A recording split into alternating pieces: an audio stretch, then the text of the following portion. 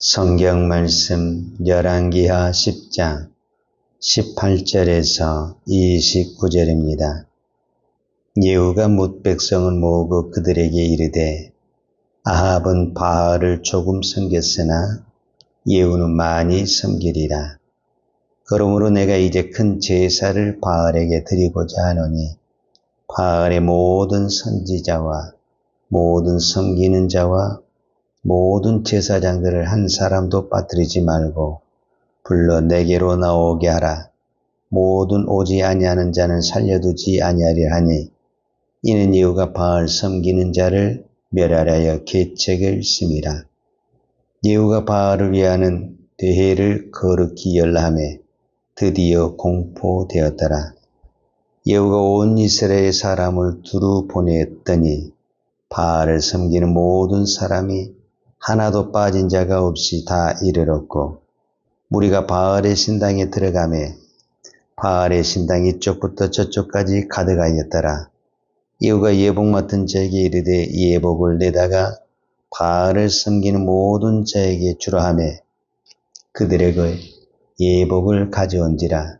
예후가 레갑의 아들 요나답과 더불어 바알의 신당에 들어가서 바알을 섬기는 자들에게 이르되 너희는 살펴보아 바알을 섬기는 자들만 여기 있게 하고 여호와의 종은 하나도 여기 너희 중에 있지 못하게 하라 하고 우리가 번제와 다른 제사를 드리려고 들어간 때에 예후가 80명을 밖에 두며 이르되 내가 너희 손에 넘겨주는 사람을 한 사람이라도 도망하게 하는 자는 자기의 생명으로 그 사람의 생명을 대신하리라 하니라.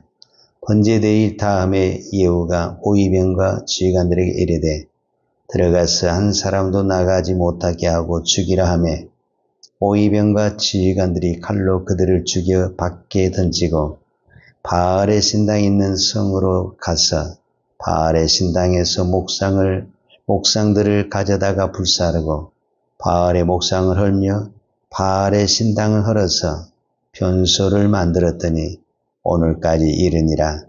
예후가 이와 같이 이스라엘 중에서 바알을 멸하였으나 이스라엘에게 범죄하게 한 드바스의 아들 여로보암의 죄 곧 베델과 단에 있는 금송아지를 섬기는 죄에서는 떠나지 아니하였더라.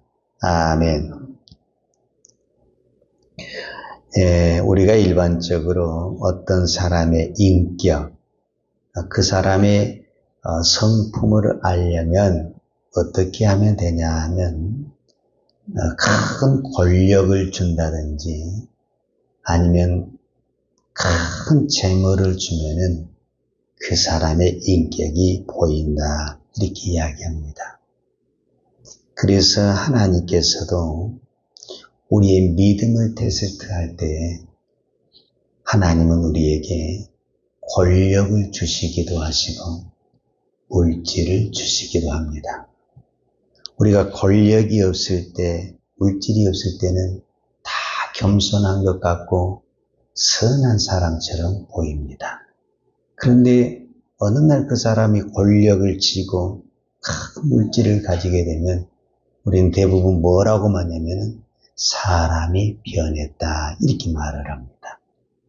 저 사람이 권력을 잡기 전에는 그렇게 큰 재물이 없을 때는 그렇게 겸손하고 선량한 사람이었는데 권력을 잡고 큰 재물을 갖다 보니까 교만해지고 포악해졌다. 그래서 사람이 변했다 이렇게 이야기를 합니다.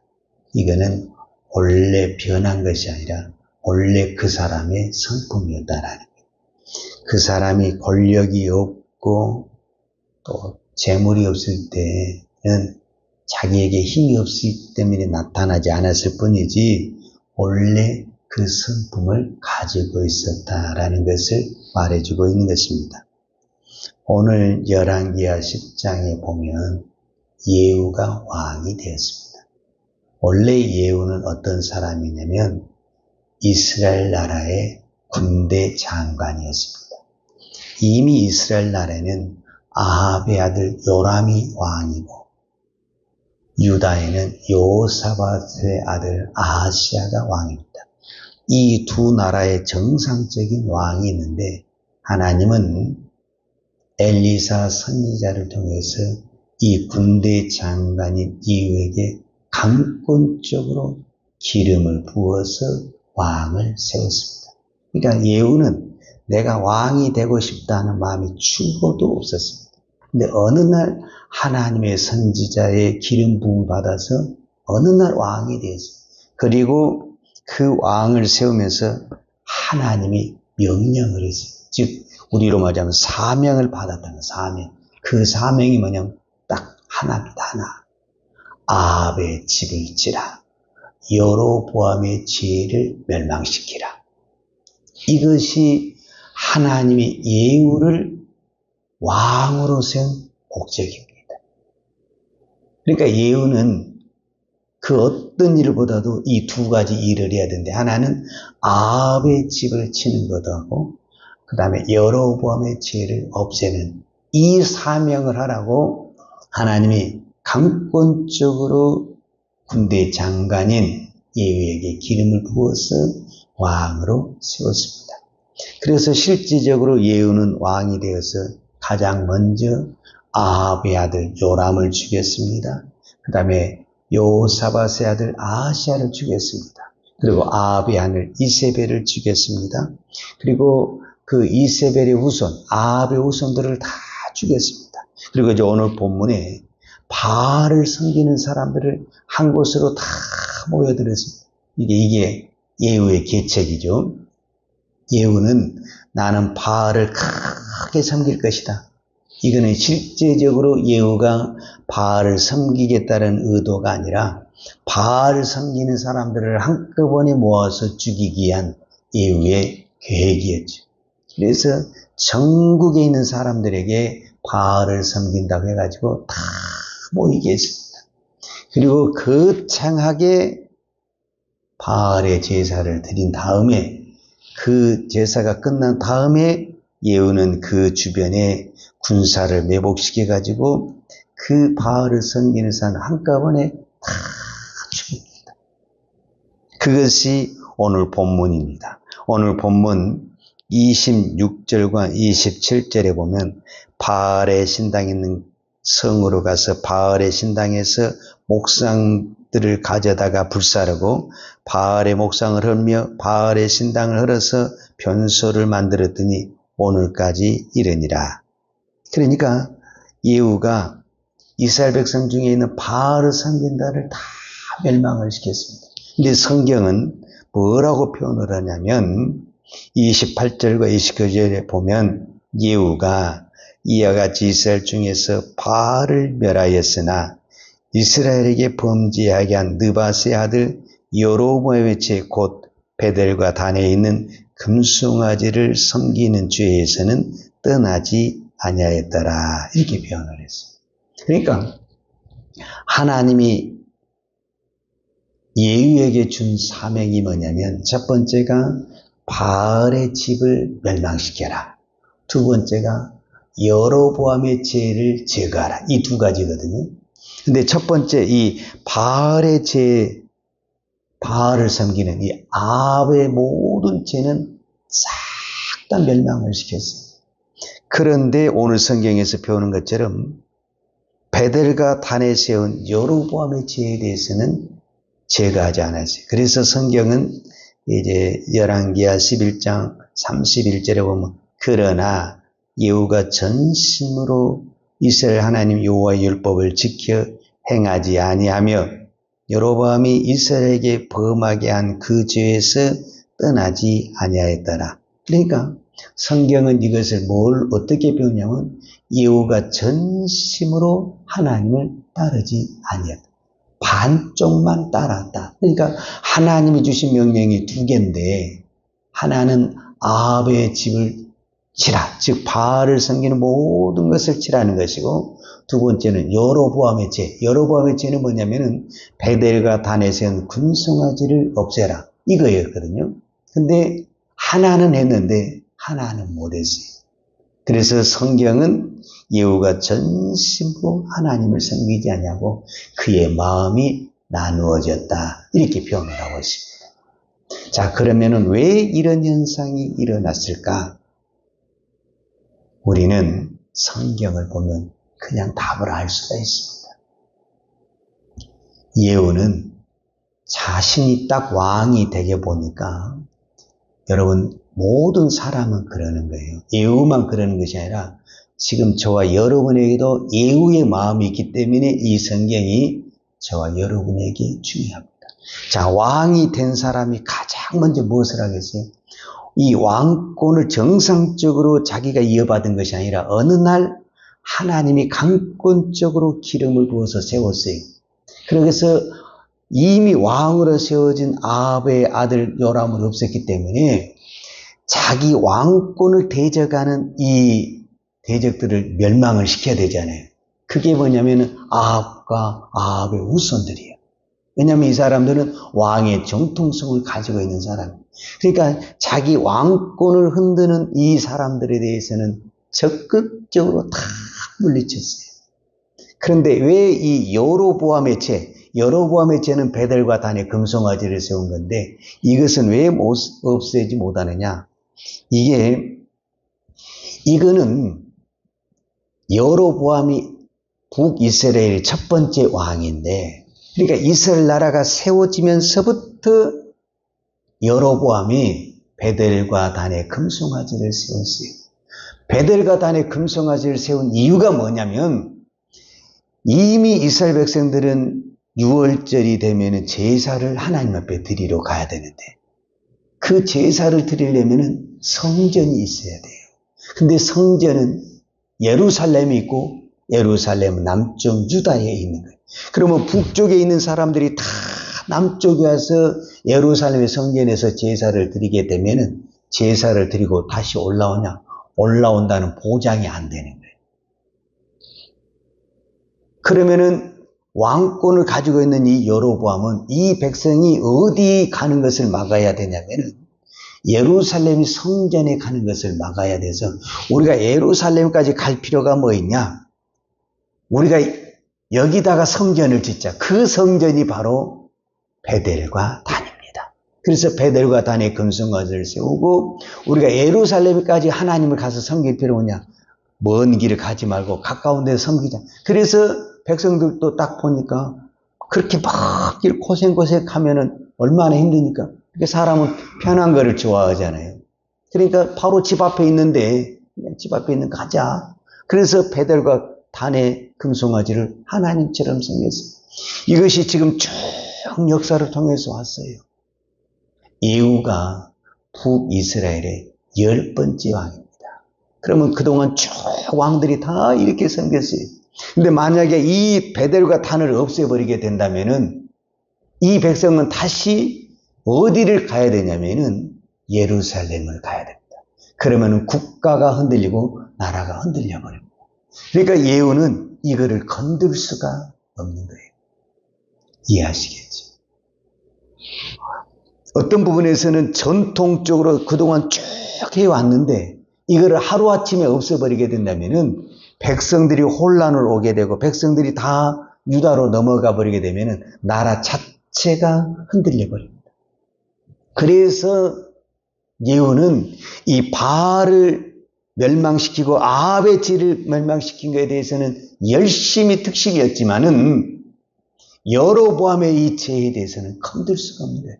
이것을 건드는 것은 자기 스스로가 자기가 세운 이 왕권을 무너뜨리는 그런 현상이 나타나는 거예요. 그래서 이거를 건들지를 못하게 되는 거예요. 그런데 하나님은 이 부분에 대해서 예후에게 말하기를 예후가 전심으로 하나님을 섬기지 아니했다. 이렇게 성경이 기록을 하는 것입니다. 그러니까 예후는 분명히 열심히 있어요. 열심히 있었기 때문에 아합과 이세벨과 그 여우선들과 바알들을 다 없애는데 누구보다도 열심히 했어요. 그러나 전심이 안 됐다는 것은 뭐냐면 여로보암의 죄가 그대로 있었다라고 말을 하는 거예요. 오늘 저와 여러분이 이 새벽에 나와서 기도하는 것은 누가 봐도 열심히 있습니다. 열심히 있지 않고 우리가 이 새벽에 나와서 기도할 수가 없습니다. 그런데 우리 안에 예후와 같은 똑같은 두 마음이 있다라는 겁니다. 우리가 하나님을 전심으로 섬기는 마음 있습니다. 그러나 내 안에 아직도 내려놓지 못하고 버리지 못하고 세상 것을 붙들고 있는 나의 한쪽 마음이 있다라고 말할 수 있습니다. 이것을 예수님은 마태복음에서 분명히 말했습니다. 한 사람이 두 주인을 섬기지 못하나니. 그러니까 예후는 자기가 하나님을 섬기는 것도 있고 또 이 백성을 붙들고 자기 왕권을 붙들기 위해서는 이 베델의 단을 버릴 수 없는 이 마음도 있다라는 것을 표현하고 있습니다. 오늘 우리에게도 똑같습니다. 우리가 이 새벽에 나와서 정말 하나님만 부르짖습니다 라고 말을 하지만 그렇지 못한 우리의 마음이 있습니다. 이것을 가장 잘 표현해 준 사람이 다윗 왕입니다. 시편에 보면 다윗의 시 중에서 이런 시가 많습니다. 그 대표적인 시가 뭐냐면 다윗은 내가 전심으로 여호와를 섬겼다. 내가 전심으로 여호와께 나아갔다. 이런 단어가 참 많습니다. 그러니까 다윗이 위대한 점은 뭐냐면 그가 목동에 있을 때나 왕권의 자리에 있을 때 하나님을 섬기는 마음이 변질되지 아니했다라는 거예요. 그러나 다윗의 이전의 사울왕은 왕이 되기 전에 정말 겸손한 사람이었습니다. 그런데 그가 막상 왕이 되고 전쟁을 하면서 승리를 하면서 그는 사람이 변하기 시작했습니다. 그의 왕권을 지키기 위해서 믿음의 사람 다윗을 죽이려고 평생 그의 왕권을 휘두르는 어리석은 왕이 되었고 결국 다윗은 죽이지도 못하고 자기는 전쟁터에서 죽이는 마지막에 그 인생을 보게 됩니다. 솔로몬이 왕이 됐을 때 그는 얼마나 겸손했습니까? 하나님 앞에 일천번제를 드리며 하나님 앞에 지혜를 구한 사람. 그 지혜를 구하는 것이 마음에 들어서 지혜뿐만 아니라 부귀영화를 다 줬습니다. 그런데 부귀영화를 받은 솔로몬은 그 지혜를 가지고 하나님의 성전을 지은 것은 아주 훌륭합니다. 그런데 그는 수많은 이방의 여인들과 결혼을 하면서 이방의 신전을 하나님의 성전 옆에다 다 지고 이방을 섬기는 그런 타락의 왕으로 갔습니다. 그러니까 그들이 권력을 가졌을 때, 그들이 힘을 가졌을 때 그들은 하나님을 떠나고 변질됐습니다. 그랬을 때 그의 마지막이 아름답지 않고 비참하게 끝났습니다. 오늘 저와 여러분은 이제 마지막을 향해 가고 있습니다.